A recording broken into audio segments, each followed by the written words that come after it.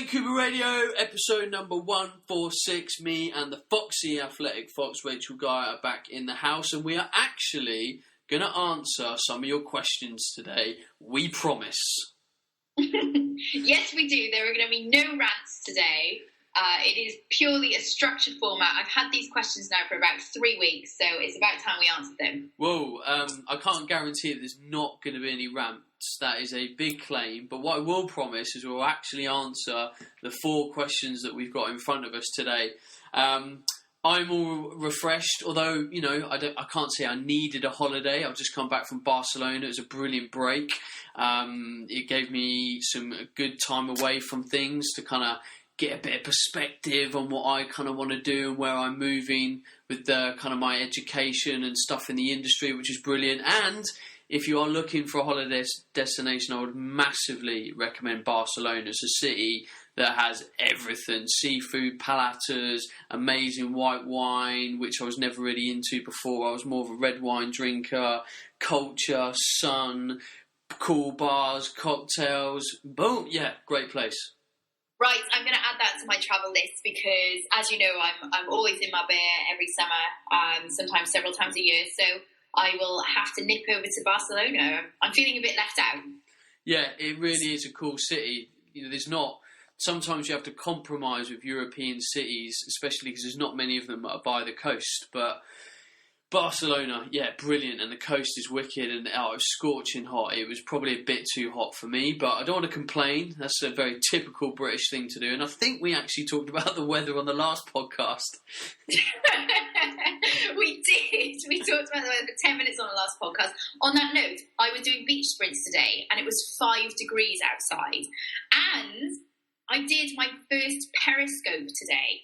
So I'm not sure if you're on that many, but I've just started to get into it, and it's pretty cool. So yeah, if anyone's on Periscope, follow me at Athletic Fox, and I'm sure I can entertain you in some way, shape, or form. Yeah, I'm planning to do one. I just haven't yet because I am working very hard behind the scenes, because we have the new Body Type Nutrition Foundation Academy launching on the 1st of August, and by the time this podcast goes live, we've just built a new Body Type Nutrition website.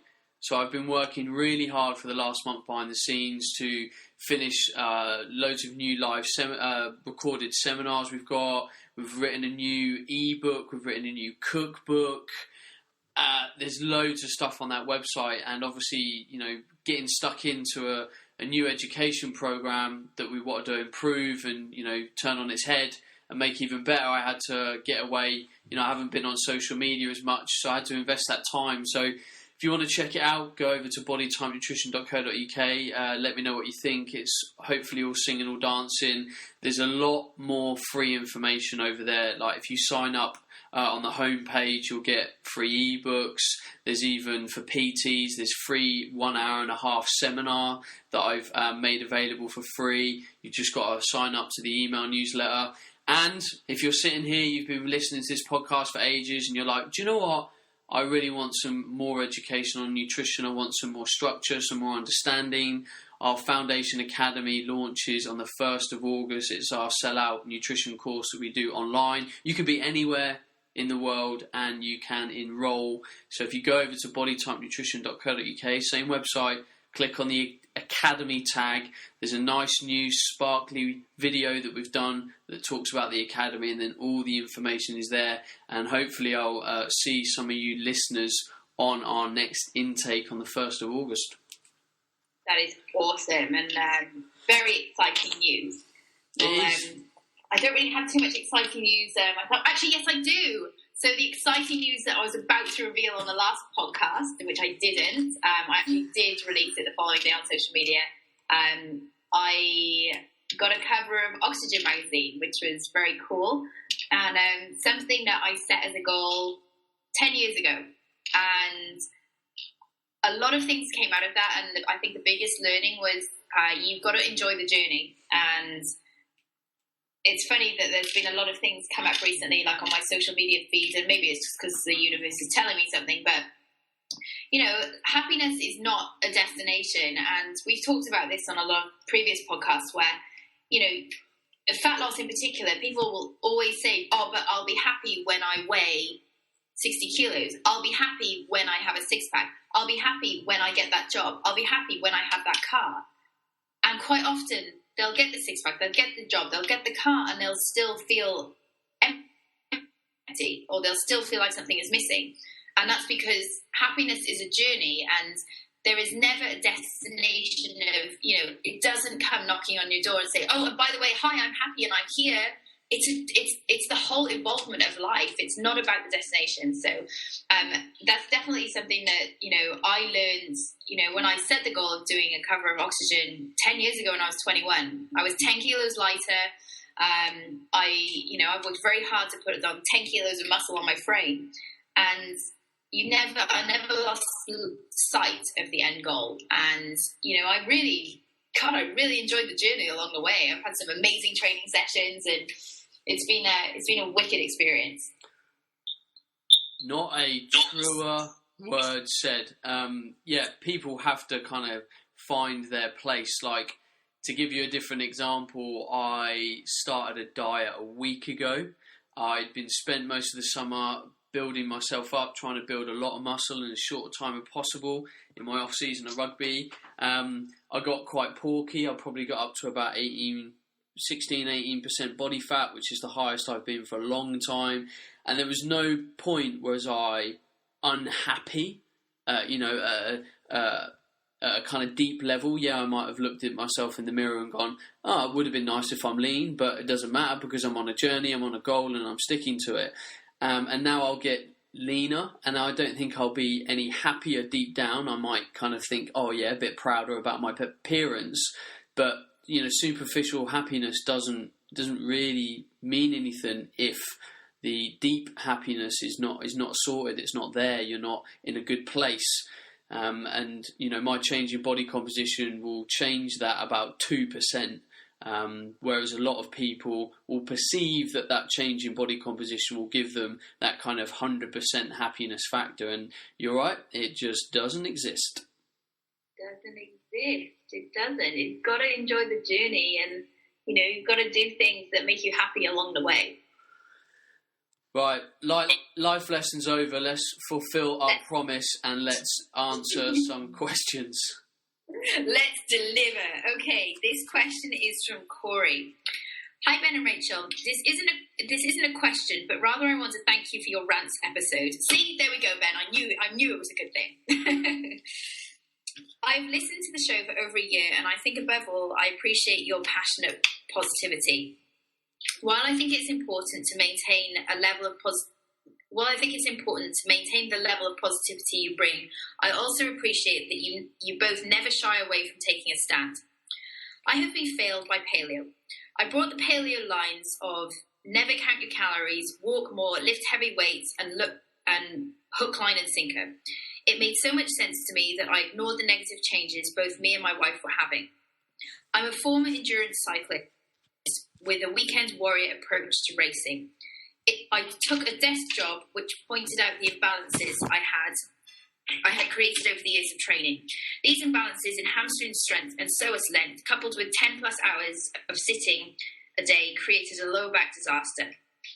A great chiro pointed out that I had a weak posterior chain, that I needed to take the strength training route and correct the years of postural mistakes I was making.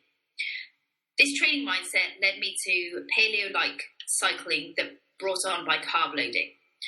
The problem is, my wife and I had developed a huge appetite from all the carb-heavy foods we ate to fuel the hundreds of miles we were riding each week. When we traded the bicycle for the barbell and the carbs for the fat, we blindly doubled the calories taken in and cut the calorie expenditure by about 3/4. I'm sure you can guess what happened next. Our body fat continued to increase with all of our strength gains, but not a pretty sight. My wife and I were told by our coach that our bodies were just adjusting and that we needed to keep paleo, walking and lifting weights until we became fat adapted, and then the fat pounds would melt off. Fat adaptation never led to any fat loss, and we now have a fat loss goal. It was in an episode of yours that pointed out that calories are an important part of attaining a goal, and we have made changes to achieve our new goal. I want to thank you for taking a clear stand on paleo and and hoping this will save people in a similar situation with the frustrations I have. Thank you again for the great content, Corey. Right. For a start, the coach that gave them that advice, OMG. And this is where it's tough, and people have to see outside of the dogmatism that certain diet concepts promote and say, okay, I get what these people are saying and why they are saying it, but does it sound rational?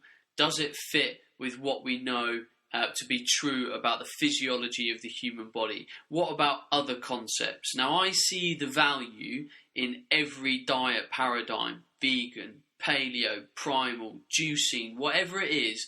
There's a benefit to be seen in these diet concepts, but you can't be drawn in 100%.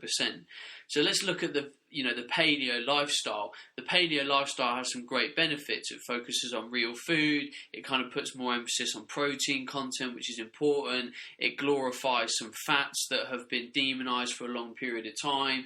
But then there's downsides, like some people are saying that carbs are bad, we should be eating fats for energy, you don't need to be worried about calories. So you need to go into paleo and go, right, I see why these things are promoted as pros. I need to take these away as positives and discard the things that don't make sense. And you can do the same with vegan. What's the benefit of vegan? Well, vegans tend to really focus on nutrient density. They're really keen to make dips out of vegetables and do juices and smoothies and soups and all that kind of stuff. That's a pro of that diet paradigm, and we need to go into that, take the benefits from that, and discard the things that are not beneficial that we know to be true, like protein is very important, and you might struggle to hit your daily protein quota being a vegan, or it doesn't have enough B12, good quality fats.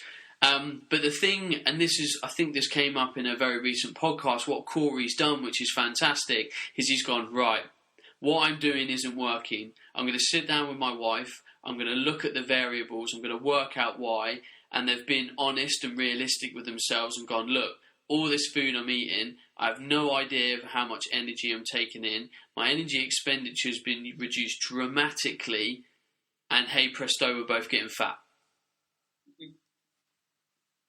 I think it's happened to the best of us. I mean, we've all been through it as trainers, and if you haven't been through it as a trainer, you're one of the lucky ones. But I know when I first started doing a lot of the check courses and I did metabolic typing, I came out as a protein type, and I must have been eating well into 3,000 calories a day with the amount of fat and protein that I was eating. And guess what? I got fat. I got fat, but certainly by my standards, at 5'4", weighing in at close to 65 kilos.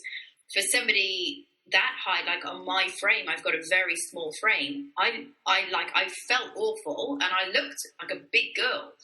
And it really took me to really take a long, hard look at myself and go, well, hang on a minute, like this isn't right. Like everybody, all of these people who I'm working with are telling me to eat more fat and more protein.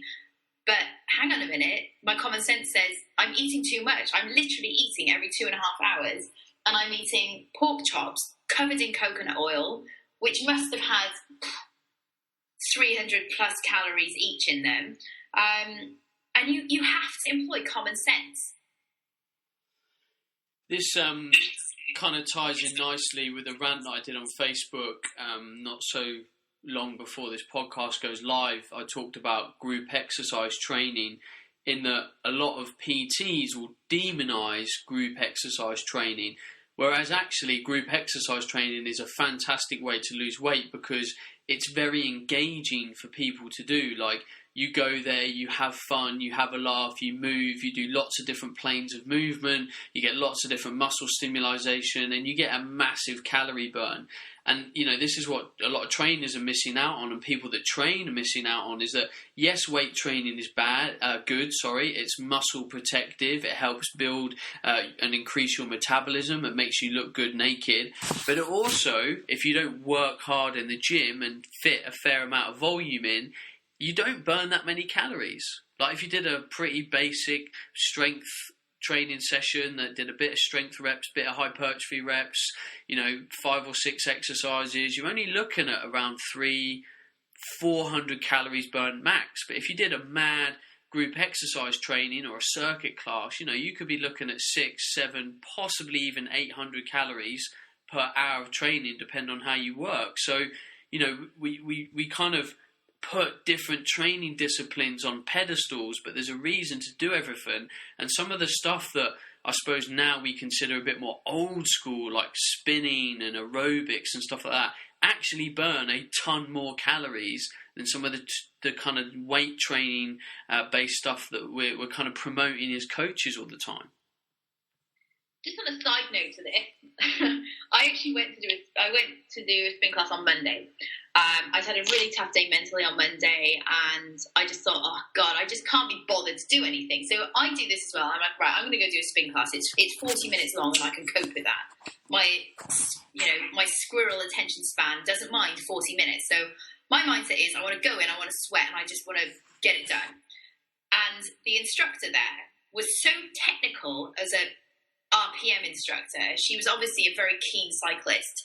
And she was obviously the Tour de France is on at the moment, so we did this like time trial thing, and she was so anal with technique and to try and keep the resistance at these right levels. That at Fitness First, where I train over here, these like now bikes are set basically so that the screen flashes different colours depending on what level you're working at. And during this time trial, I was supposed to keep the colour in yellow. But mine was always going up to red because I wanted to push harder. And she was like, no, you've got to keep it in yellow, got to keep it in yellow. And I was like going, oh, for fuck's sakes, I just want to come in here and just train. I don't want to really have to think about what I'm doing. And which brings me to the point of exactly what you said. Sometimes training has to be perfectly imperfect. And people are trained for so many different reasons. And I think we just have to appreciate that it's not always about the mindset of going into the gym and lifting weights. Like sometimes that's the last thing that I want to do. It's my love and my passion. And going to group exercise classes, yeah, I do spin classes now and again when I really just want to switch off. But I think it is a valid point. And let's be honest here, like Zumba, you're not going to catch me in Zumba because I'm completely uncoordinated unless I've had several glasses of wine, in which case I'm the best dancer in the world. But the reality is that if I'm going to do group exercise, I'm going to go and do a spin class. But if somebody doesn't want to lift weights and they want to go do a Zumba class instead because that's what they fancy doing, then that's cool. But we just got to be realistic about the expectations of the physique that you're after when you're looking for the type of training that you want to do. In terms of like the benefits of group exercise, the fun, the kind of community aspect, being driven hard by someone else. When you think about it, actually, that's what I do. I haven't really thought about it in that way, but playing rugby, you turn up, you're involved in a group, you're there for an hour and a half, you get taught about, intensity and pace and technique and all sorts of different things. And without that in my lifestyle, I really struggle. Like, for a while, I'm happy in the gym, and then after a while, I'm getting itchy feet. I'm like, I almost feel that I want to apply what I'm doing in the gym. Otherwise, yes, I go in the gym because I like to look good naked. It keeps me, we'll call it looking buff, looking good naked. But for me, there has to be a secondary purpose behind it. That kind of isn't enough for me. And, doing this kind of group exercise class, which is rugby training, is where I kind of get that stimulus. And it's nice and it's refreshing to turn up and actually have someone else control what you want to do, so you don't have to think about it, because it's a mental release as well. So, God, I'm a big fan of group exercise training, and I think trainers need to stop demonizing other things. Like, we can stand here and go, yeah, Zumba, it's a bit mad. You're not going to get the perfect ass from it, but that's not the reason behind Zumba. It's not saying, it's going to give women the perfect ass. It's going to get you fit. It's going to be fun. You might learn a few dance moves that you can pop off on the dance floor on a Saturday night. We've got to look at the reasons why people do these things, and most people just want to be fit and healthy. Yeah, very true, very true. And actually, it's it's something that I'm bringing back over the next couple of weeks to Sydney is Fox Camp.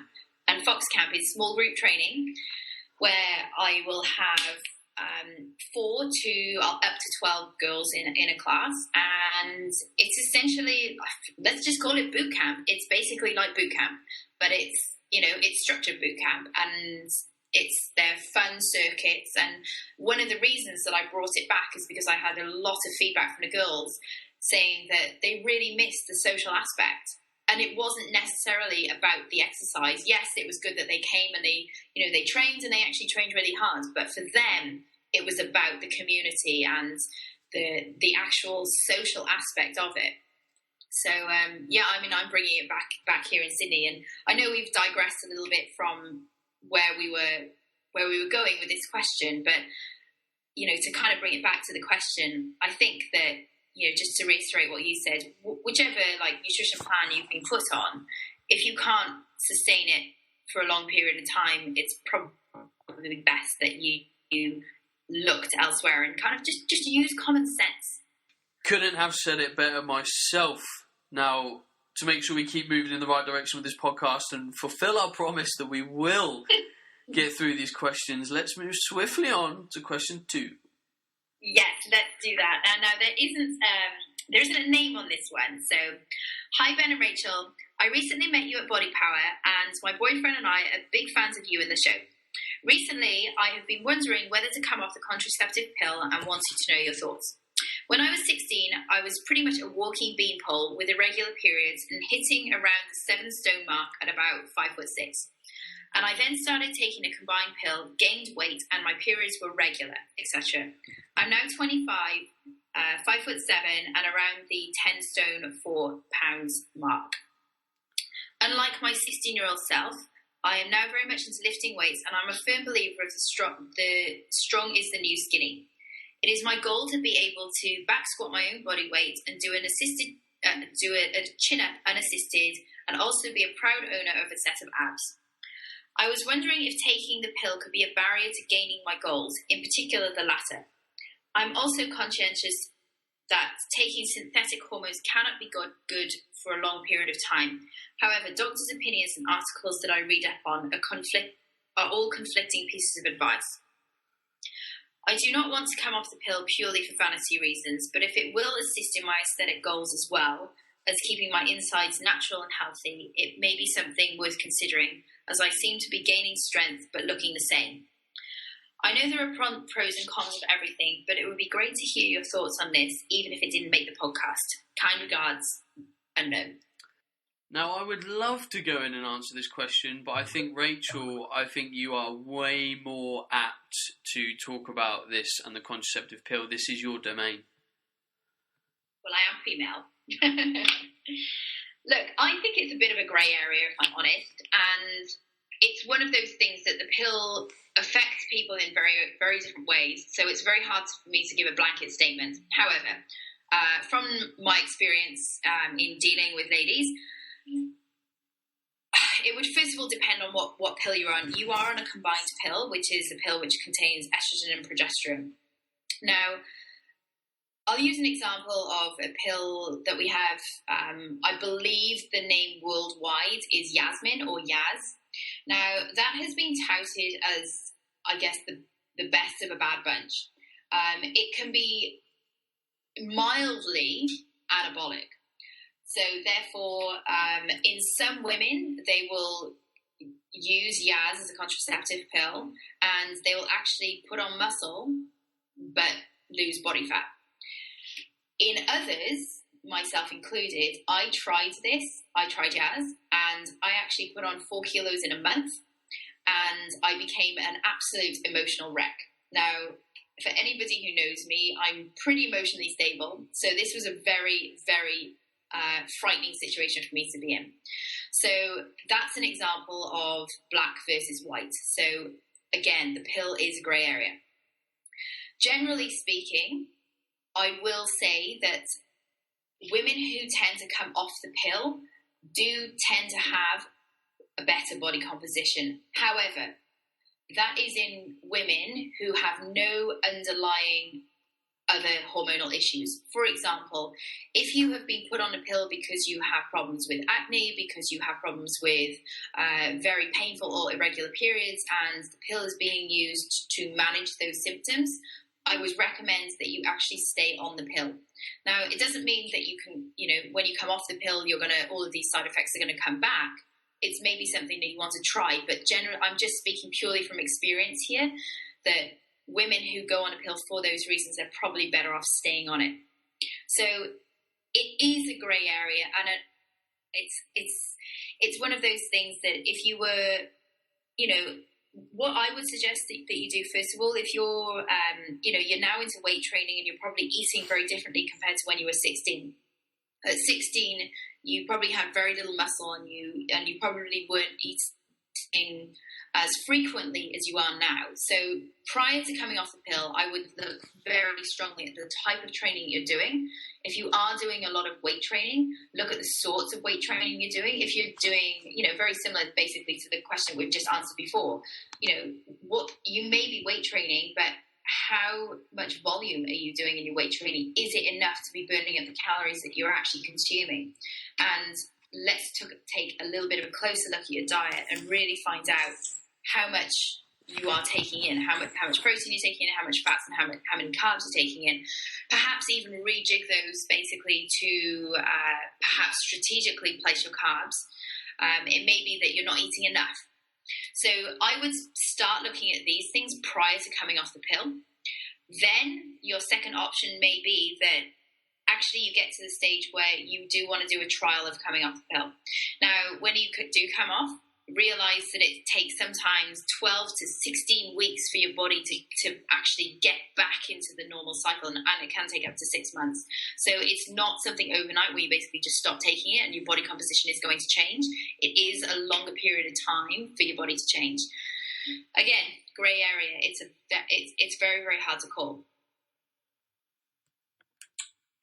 I have nothing more to add because I am a man, and that was beautifully answered. Thank you. Well, look, you work with ladies in a menstrual cycle, and I've sat through your presentation of the menstrual cycles many a time, and we do know that the female hormonal system does play havoc with our physiques. I'll just add in here that one of my girls earlier called me in an absolute fit of panic because she gained 1.5 kilos overnight. And I said, well, when's your period due on? She said, in about 3 days or 2 or 3 days. And I was like, well, there you go. It's just water weight. Don't worry about it. It's not the end of the world. And women freak out about this all the time. Every single month, 2 or 3 days before their periods, they get a little bit watery. They get on the scales and they go, holy shit, I've put on weight. Every single month they go through this torturous cycle. Their period then comes. The period's there for about 3 days, and then all of a sudden the water weight goes away, and they go, oh, I'm not getting fat after all. It must have just been my period. And the same thing happens every month. Girls, get a freaking grip. Realize that we are not robots. Guess what? You are going to hold water weight sometimes, and then it's going to go away. That is okay. Just realize that. It's so funny. As women are complicated souls at times, but, we're also very simple at times as well. Sometimes we just need to be told. It's okay.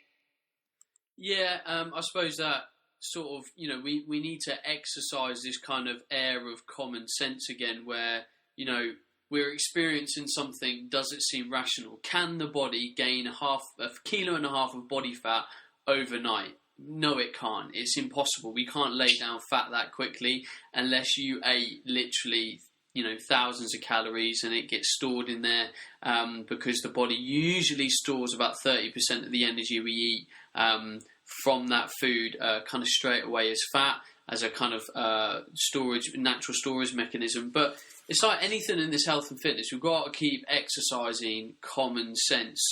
Just coming back to the paleo and the vegan thing I ranted about earlier on, we look at things, does the theory or the opinion that people are talking about seem like common sense? And we just got to use it a bit more, engage brain. Exactly. Common sense. Anyway, I digress. Let's move on. This question is from Pat. Hey Team Awesome, my question concerns overtraining, specifically in regards to rock climbing. I'm not sure if either of you have ever been into rock climbing, but I'm convinced it can be one of the most physically demanding sports out there. By the time I finish a session at the rock gym, everything from my fingers to my toes are an absolute wreck in a good way. However, one thing that seems to bottleneck every climber's progress is tendon strength and its slow rate of recovery. After a particularly demanding climbing session, the tendons in my hands can sometimes take a week or more to recover. I feel like the tendons are often overlooked in the fitness industry because muscles take all the glory. So there's usually a lot of misinformation and bro science in terms of tendon training and recovery. Are you able to shed some light on possible tendon strengthening exercises or recovery practices? I'm 5'10", 150 pounds or 68 kilos. I get 8 to 9 hours sleep every night, and I follow a fairly wholesome diet of lots of protein and good fats. I aim for 2,700 or 3,000 calories every day. I also take creatine monohydrate for 3 weeks every month. I've made massive and notable strength gains. However, the tendons in my hands are always the first thing to give out when I'm climbing. I've been listening to your podcast pretty religiously for a while now, and I think you and Rachel really raised the bar for health and fitness communities around the world. Keep up the amazing work. Cheers from Canada, Pat. Well, firstly, thank you very much for the compliment. Very kind, Pat. Now, what I think kind of really needs to be talked about here is nothing to do with strengthening. Like, I don't think you need to do more exercise. It's like the argument with sport-specific training. You know, we often don't need sport-specific training in the gym. We often need what's right for the body to strengthen it on multiple planes.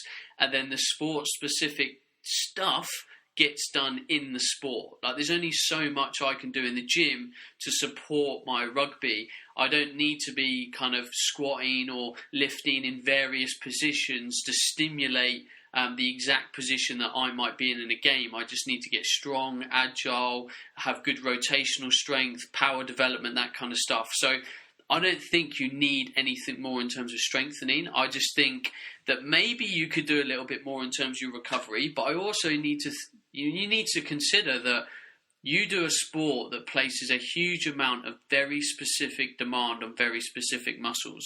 So, for example, coming back to me playing rugby, if I've had a hard game, I'll often have mild hip pain, bit of lower back pain, and a bit of soreness through the shoulders, depending on how much tackling I would have done. Now, I'm never going to be able to get away from that if I've had a hard game, because that's just the areas of my bodies that get hit a lot in that game. It's just the same with like a prop forward. They'll probably get a lot of muscle tension through the shoulders and neck because of the scrummaging, the spine. There's only so much they can do to help alleviate that. It's never going to go completely away because it's just the result of the environmental stress. Just the same as you're never going to be able to fully get on top of your recovery and feel perfect the next day because there's so much stress from the hands and the feet. There's always going to be there. Now, saying that, one thing that I think two things I think you could do is find some kind of magnesium-based lotion. Now, you know, I can't point you into any really hard science about this, so don't ask me to. But what we find is because magnesium is a muscle relaxant, a lot of people that get joint and muscular pain get that joint and muscular pain because the muscles in that area are tight. And magnesium acts as a muscle relaxant. So we find that by putting on some kind of transdermal magnesium solution, obviously you won't be able to buy the stuff that we sell at Transdermal Technology, but find a US brand. I think Ancient Minerals you can buy in the US. I think it's Ancient Minerals. Anyway, Google magnesium oil. And I would probably rub that on your hands, because what will impair your recovery around the hand and the wrist region is tight muscles. The tighter your muscles, the less blood flow you get, so the less nutrient delivery you get to the area, and that will slow down any kind of tendon or ligament kind of repair. That, alongside kind of connective tissue, the big thing that we tend to recommend is bone broth. So making soups out of, chicken carcasses, other big animal bones and stuff. So honestly, they'd be my 2 recommendations. The only other thing I'll say is, sorry, I've got a bit of feedback on the line here. It's a bit distracting.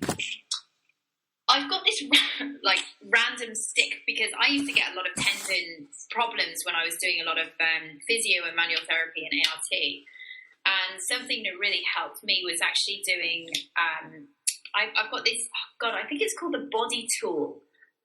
I'll have to look at it. If it's not called the body tool, I'll let everybody know. But it's like this stick, and it's got almost like a marble crystal on the end of it.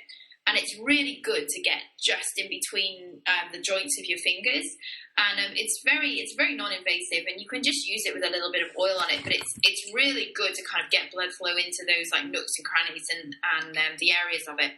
But I'll just I'm pretty sure it's the body tool. If you Google body tool, like I said, it's like a very small like little stick thing with like this marble crystal thing on the end, which apparently allows your it allows depth into the muscle and into the tendons. So that's something that really helped me. Yeah, I mean, one of the things that I was going to recommend is that maybe now and again you get a hand massage. Like, I love hand massages. It's one of the things that don't get touched enough, like the feet. So maybe getting a hand and foot massage once every 2 to 4 weeks would probably benefit you as well. 100%. But hand massages are the best. Especially when they go in and they kind of like start to open up the palm and stretch the palm. Oh, that feeling is so nice. So good. It's like a big cuddle. It's like the best. Like a cwtch is the best. Sorry, a cwtch is a Welsh word for cuddle. Anyone who's Welsh out there knows how good cwtches are. Cwtch is way better than a cuddle. So it's like, a cwtch is like a cuddle on steroids. It's amazing. Not the steroids are amazing. Shit, I'm digging myself a hole. I digress. Let's get on with the podcast. Last question. Okay, this question is... Oh, it's not really a question. I guess it's like, this is a very valuable point. And this is from Gareth. Hey, Ben. I'm a newcomer to your podcast, and I've been working through the past episodes. Having recently been diagnosed with IBS, it was very interesting to listen to Rachel and you discuss the subject. I therefore thought I'd jump in and have my say, just in case at some stage you revisit the subject or ever have clients who say they have IBS. It is absolutely essential for individuals to understand that IBS is diagnosed through a process of elimination and a full set of medical tests being undertaken. No one should therefore look to self-diagnose IBS or accept a GP diagnosing them without a full set of tests having taken place. As Rachel mentions, these tests can be intrusive, especially the dreaded colonoscopy, but this is the only way to find out if you have IBS or something more serious. For example, there are plenty of stories out there of individuals who have been misdiagnosed with IBS only to find out at a later stage that it has been bowel cancer. Sorry if this comes across as a bit of a rant, but having just gone through the diagnosis of IBS myself, I felt obliged to spread the word. IBS, as Rachel mentioned, is manageable. You just need to work out what the triggers are, whether they're dietary intolerances and stress appear to be the major ones. And life can be pretty damn good again. Cheers, Gareth. Yeah, I mean, obviously this is a great point, and we don't want to in the course of the podcast, we want to obviously empower people with good self-diagnostic information that they're able to take away and use on yourself. Now, there's obviously boundaries to this, and there's obviously stuff that people will say wrong with them, or there's issues that they want to work through, and it's always good to go to your GP. Now, I know that we've not hated on GPs in the past, but we know that there are a lot of GPs out there that are kind of don't really integrate nutrition and lifestyle and understand it, and really only just focus on the medical. And when you get a GP that understands health and nutrition alongside medicine, it can be a really powerful step to getting a really good kind of diagnosis or further exploration of whatever might be a problem. So yes, it is always really important, if there is something wrong with you, to try and find a good GP. I've spoken to many people in the past that have said, oh, I've been to my GP and he said this and it's obviously rubbish, it wasn't good enough, he wasn't good enough. What people need to do is, there's no harm in us standing up to our GPs. Like, I've been in GP surgeries before and I've been given information and and a diagnosis, and I've said, I'm not happy with that. I don't believe you. I don't think that you've done enough to kind of explore what the issue might be. And I've been totally honest with them. And if they haven't been happy to kind of look at different avenues and stuff, I said, well, I'll thank you for your time, but I'm going to go and speak to another GP and go and find another one to speak to. You know, there's no harm in saying these things to people. Like, a lot of the time, people are worried about hurting people's feelings. But if there's a practitioner that needs to have a little wake-up call to become slightly better at their job, I think we owe it to that person to tell them honestly where we think they're going wrong, so that they can improve themselves. Like, that's one of my jobs where I coach personal trainers and coaches, that I'm here to kind of say, well, actually, no, I'm going to disagree with you. I think you're wrong. I think you need to look at this side of the equation. You haven't fully considered the context. It's my job to be here and be honest, so that people can stand there and go, oh, yeah, shit, Ben, no, I think you're right. I need to go away and look at this. I haven't considered that. And that makes people become a better coach. And often we're not ready to kind of question people that are in some kind of authority, because their authority is kind of king. But many people know many different stuff. Like, GPs are amazing at medicine, whereas other people going into that practice might be amazing and very knowledgeable about nutrition and health. And somewhere those theories need to collide to create a happy medium and get a perfect outcome. So, of course, you know, get this kind of stuff seen by medical people. If you're not happy with the diagnosis, go somewhere else. If medicine doesn't seem to be giving you any clues, then of course go down your own alternative, kind of route. But in this case that Gareth's talking about specifically, there's no way that we want people to kind of not look, if things are relatively serious, not look at proper diagnosis, because the last thing you want to do is think, oh, I've got IBS, and you end up having bowel cancer, because that's no one's favourite day when that happens. And look, the reality is that, I think, we have to just give people as much information as possible, and the reality is that we're all responsible for our own journey. And I think internally, deep down, when there is something wrong. It took me years and years and years and years and thousands of dollars traveling the world seeking the professional advice from numerous doctors, gastroenterologists, shrinks, shaman, bloody hell, I've seen them all. And I never stopped. So if you have an issue, whether it be IBS, whether it be migraines, my mum suffers from terrible migraines, and she's done the same thing. Always, always, always pushing and seeking for an answer. And if somebody can't help you, ask somebody else, ask somebody else, ask somebody else.